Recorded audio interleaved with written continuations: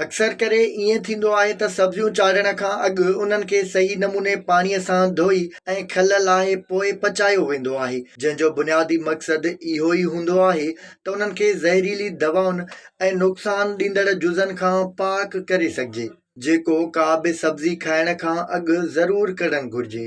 पर कुझु सब्जियूं अहिड़ियूं बि हूंदियूं आहिनि जंहिंजा असुल फ़ाइदा उन्हनि जी खलुनि में ई मौजूदु हुजनि था। मतिलबु इहो थियो त जेकॾहिं उन्हनि खे खलूं लाहे इस्तेमालु कबो त उहे घटि फ़ाइदनि वारियूं हूंदियूं आहिनि। अॼु असां अव्हांखे ॿुधाईंदासीं त उहे कहिड़ियूं सब्जियूं आहिनि जेके खलुनि सूदियूं खाइणु घुरिजनि ऐं उन्हनि जा सिहत लाइ कहिड़ा फ़ाइदा आहिनि। वाङणनि जी खलुनि में नासोनीन नाले एंटीऑक्सीडेंट मौजूदु हूंदो आहे, जेको दिमाग़ जे सेलनि खे ऑक्सीडेटिव दबाव खां बचाइण में ताक़तवर किरदारु अदा करे थो। इहो ई सबबु आहे जो वाङणनि जूं खलूं दिमाग़ी सिहत जे लाइ इंतिहाई काराइतियूं हूंदियूं आहिनि। पटाटनि जी खलुनि में गोश्त खां वधीक पोटाशियम मौजूदु हूंदो आहे, जेको दिलि जी सिहत लाइ इंतिहाई फ़ाइदेमंद हुजे थो। उन खां सवाइ उन में फाइबर ऐं ॿियूं बि केतिरियूं ई मादनियात मौजूदु हूंदियूं आहिनि जेके सिहत लाइ फ़ाइदेमंद हुजनि थियूं। इन सां गॾु तूरियुनि जी खलुनि में फाइबर सां गॾु पोटाशियम ऐं विटामिन सी जो बि झझो मिक़दारु हूंदो आहे ऐं तूरियुनि जूं खलूं सिहत लाइ इंतिहाई अहम हूंदियूं आहिनि। खीरो सलाद में इस्तेमालु थींदड़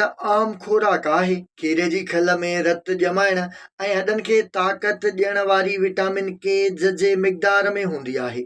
इन सां गॾु उन में मौजूदु सिलिका चमड़ी, वारनि ऐं नहनि जी सिहत लाइ इंतिहाई फ़ाइदेमंद हुजे थी। गजरुनि जी खलुनि में विटामिन B3 खां सवाइ फाइटो न्यूट्रिएंट्स, फाइबर ऐं बीटा कैरोटीन बि मौजूदु हूंदो आहे, जेके हाज़मे खे बहितर करण सां गॾु अखियुनि जे नूर खे वधाइनि था। उन करे गजरुनि खे खलुनि सूदो खाइण इंतिहाई फ़ाइदेमंद हूंदो आहे। मुख़्तलिफ़ सब्जियुनि ऐं मेवनि जूं खलूं जेकॾहिं ज़ाइके में कोरियूं हुजनि त उन्हनि खे इस्तेमालु करण खां पासो करणु घुरिजे।